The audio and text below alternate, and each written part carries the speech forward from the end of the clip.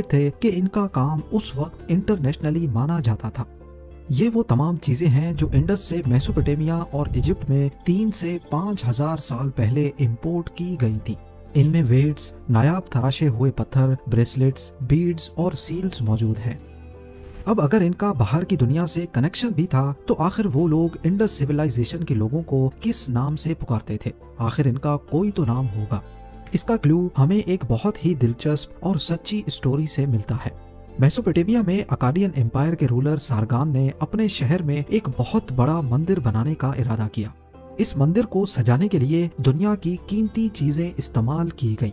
सारगान बादशाह ने इराक से मिलने वाली टैबलेट्स पे लिखा था कि मैंने अपने बहरी जहाज दिलमुन, मगान और मेलुहा भेजे थे और अपने लोगों से कहा कि वहां से जो कीमती चीज मिले वो लेकर आओ। दिलमुन उस वक्त पर्शियन गल्फ के एरिया को कहा जाता था जो आज का बहरीन है। मगान की शनाख्त ओमान और मकरान से हुई है, जबकि मेलुहा के बारे में माहिरीन का ख्याल है कि ये सारगान बादशाह ने इंडस वैली सिविलाइजेशन के लोगों का नाम लिखा है। अकाडियन एम्पायर के रिकॉर्ड में यह भी लिखा है कि मेलुहा से टिम्बर यानी लकड़ी, कार्नेलियन जो कि एक कीमती पत्थर है और हाथी के दांत मंगाए गए। और ये कोई इत्तेफाक नहीं है कि ये तीनों चीजें आज भी सब कॉन्टिनेंट यानी इंडिया में पाई जाती हैं। टिम्बर के बारे में तो सब जानते ही हैं, कार्नेलियन आज भी गुजरात से निकाला जाता है और हाथी के दांतों की बात की जाए तो इंडिया में एशियन एलिफेंट्स की 60% पॉपुलेशन आबाद है।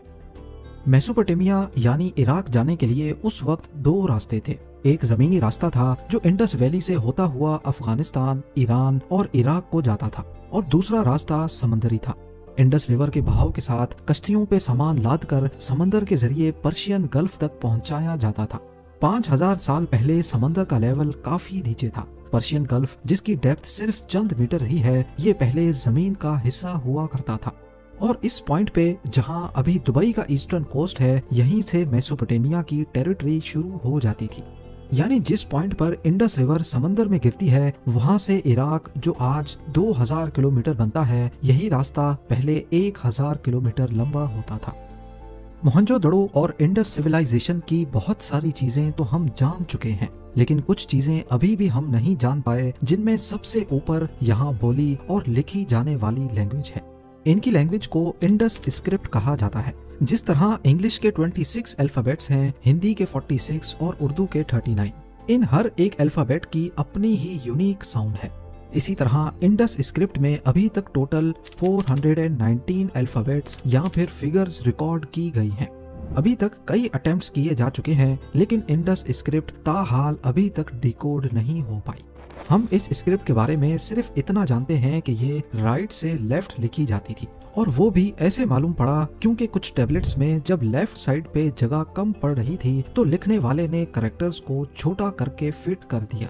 इंडस स्क्रिप्ट की कॉम्प्लेक्सिटी देखकर कई एक्सपर्ट्स का ख्याल है कि ये एक इनक्रिप्टेड लैंग्वेज थी और शायद ऐसा जानबूझकर किया गया था ताकि इसके बारे में कोई जान ना पाए। और अब हम जानते हैं एक ऐसी चीज के बारे में जो मोहनजोदड़ो में मौजूद तो है, लेकिन असल में ये उन्होंने बनाई नहीं थी। हम बात कर रहे हैं मोहनजोदड़ो की पहचान और यहाँ के सबसे ऊंचे स्ट्रक्चर के बारे में। जी हाँ, असल में ये बुद्धिस्ट स्तूपा है जो माहिरीन के मुताबिक मोहनजोदड़ो खत्म होने के करीब 2000 सालों के बाद खुशान बादशाह के दौर में बनाया गया था। स्तूपा की खास बात यह है कि इसके अंदर एक पॉट रखा जाता था जिसमें बुद्धा की एशेज होती थी। बुद्धा एक बुद्धिस्ट धर्म के रिलीजियस टीचर थे और उन्होंने अपनी सारी जिंदगी सादगी से गुजारी। जब वो मर गए तो उनकी बॉडी को लेकर उनके फॉलोअर्स में ही एक बवाल मच गया। हर कोई उनकी बॉडी के लिए लड़ने झगड़ने लगा। आखिरकार फैसला ये हुआ कि बुद्धा की बॉडी को जलाकर उनकी एशेज को उनके फॉलोअर्स के बीच बांट दिया जाएगा। पॉट में बुद्धा की एशेज लिए उनके फॉलोअर्स को जहाँ भी ऊंचा टीला नजर आया वहाँ उन्होंने एक गुम्बद बनाया, उसमें बुद्धा की एशेज रखी और चारों तरफ कमरे बनाकर वहाँ पूजा स्टार्ट कर दी। लेकिन मोहनजोदड़ो की डिस्कवरी से पहले ही आसपास रहने वाले लोग खजाने की तलाश में स्तूपा के अंदर गए और इस पॉट को तोड़ दिया, जिसके टुकड़े 1925 में एक्सकवेशंस के दौरान मिले थे। अभी तक हमने मोहनजोदड़ो की डिस्कवरी के बारे में जाना, इनकी शानदार टाउन प्लानिंग, मुख्तलिफ आर्टिफैक्ट्स, टेक्नोलॉजी, लैंग्वेज, स्तूपा की हकीकत और इंडस सिविलाइजेशन का बाहर की दुनिया से ताल्लुक के बारे में जाना। लेकिन आखिर इतनी एडवांस्ड सिविलाइजेशन ये सब कुछ छोड़ छाड़ कर चली कहाँ गई? ये एक आखिरी सवाल है जो हर किसी के जहन में आता है। देखा जाए तो मोहनजोदड़ो से सिर्फ गिने चुने स्केलेटन्स ही मिले हैं, यानी ये जगह अचानक से खंडरात में नहीं बदली। मोहनजोदड़ो का टोटल एरिया 633 एकड़्स पर मबनी था और उसमें से सिर्फ 10% एरिया पर एक्सकवेशंस हुई हैं। यानी अभी तक 90% शहर जमीन के अंदर धंसा हुआ है।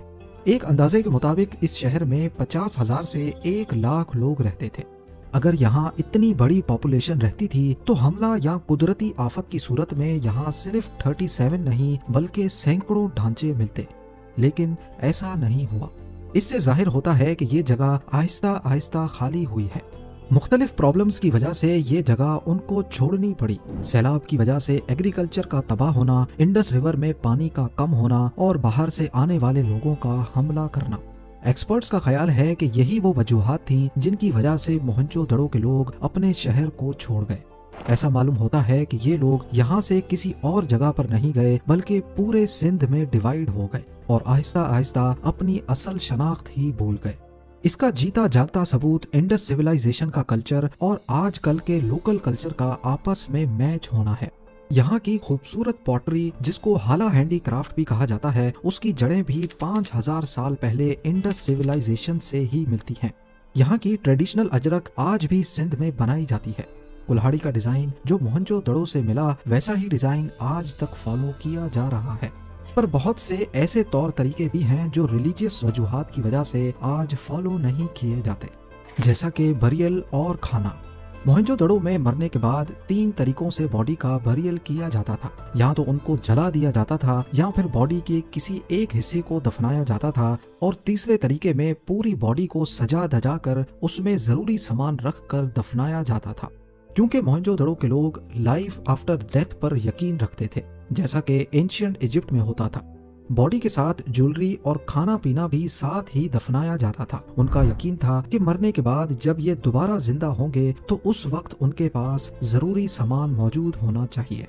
खाने की बात की जाए तो यहाँ के लोग अनाज के अलावा कछुआ और मगरमच्छ भी खाते थे। एक्सकवेशंस के दौरान कई जगह से ऐसे बर्तन मिले जिसमें कछुए के शेल्स मौजूद थे। आज पाकिस्तान गवर्नमेंट ने मोहनजोदड़ो पर मजीद एक्सकवेशंस पर पाबंदी लगा रखी है, क्योंकि जो स्ट्रक्चर्स पहले जमीन के अंदर महफूज थे उन पर आज आबो हवा बुरी तरह असर अंदाज हो रही है। अगर इसकी रिस्टोरेशन की तरफ तवज्जो ना दी गई तो अनकरीब हम इस कदीम जेवर को हमेशा हमेशा के लिए खो देंगे।